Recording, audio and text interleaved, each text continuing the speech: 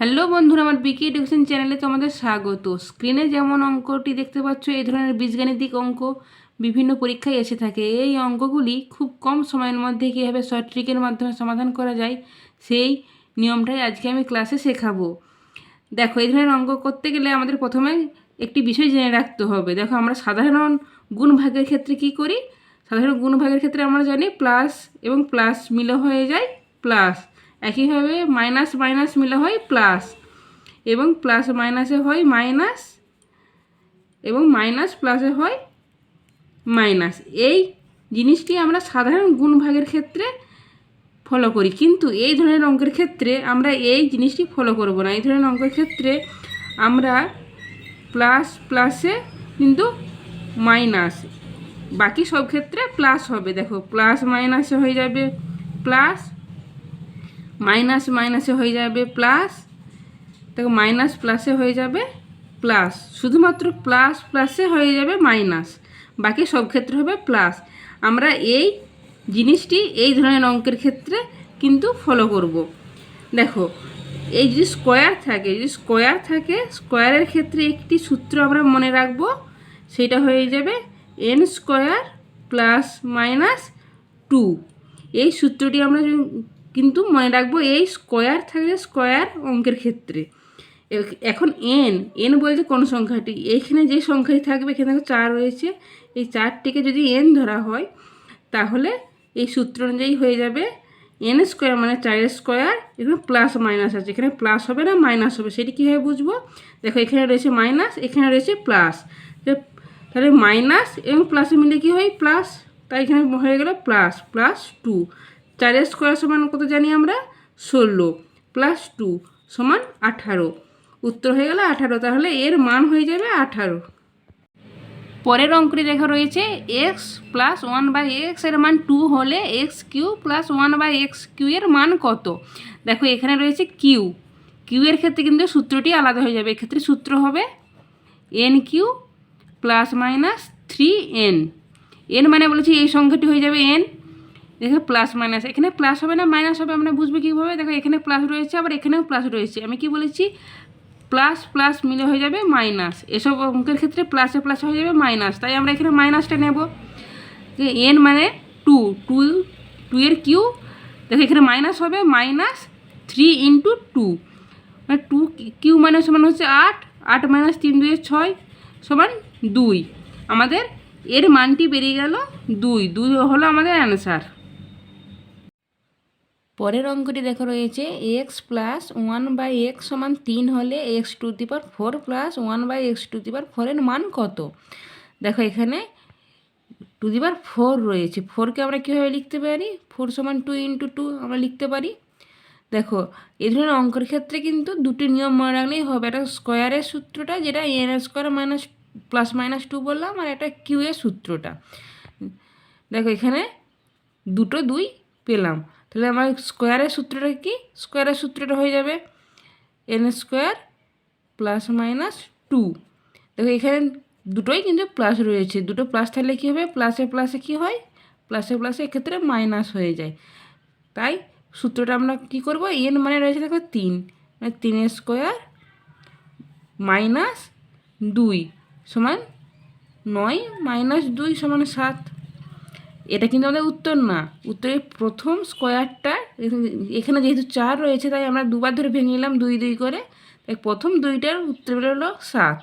এর পরের 2টার ক্ষেত্রে আমরা কি করব? দেখো, এই 7টাকে ধরে আমরা এবার এগোবো। একই সূত্র, এই সূত্রটাই খাটবে।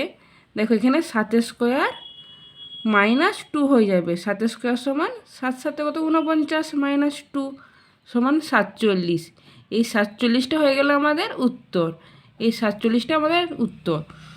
এই এই নিয়মটা কিন্তু এই গুণের ক্ষেত্রে, এখানে আমি 4টাকে 2 × 2 করে হিসাব করেছি, তাই গুণের ক্ষেত্রে এই নিয়মটা খাটলো। কিন্তু যদি যোগ চিহ্ন হতো, তাহলে কিন্তু অন্য নিয়ম হতো। এর পরের অঙ্কটাতে আমি সেই নিয়মটা দেখাচ্ছি। দেখো, এই অঙ্কটিতে দেখো আমি যোগের নিয়মটা ফলো করছি। যোগের ক্ষেত্রে কি করতে হয় সেটি দেখাচ্ছি। দেখো, এখানে 2⁵ রয়েছে, 5কে আমরা কীভাবে ভাঙবো? দেখো, 5 সমান 2 + 3 ভেঙে নিতে পারি। তাহলে এক্ষেত্রে কী হবে? স্কোয়ারের নিয়ম একবার খাটবে, তারপরে কিউ এর নিয়ম খাটবে। স্কোয়ারের ক্ষেত্রে কি বলেছি, স্কোয়ারের ক্ষেত্রে সূত্রটা হচ্ছে N square plus minus two. দেখো এখানে দেখো দুটোই প্লাস আছে, তাই এখানে মাইনাস হবে -2।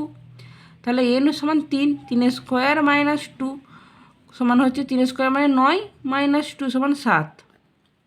দেখো এখানে স্কোয়ারের নিয়মটাতে বার করলাম আমি 7। দেখো এই সমীকরণটির আমি নাম দিচ্ছি এ। দেখো এটা এ সমীকরণ। তারপরেরটা দেখো কি আসছে, তারপরেরটি আসে দেখো কিউ এর ক্ষেত্রে। দেখ কিউ এর সূত্রটা কী ছিল, N Q plus minus 3n।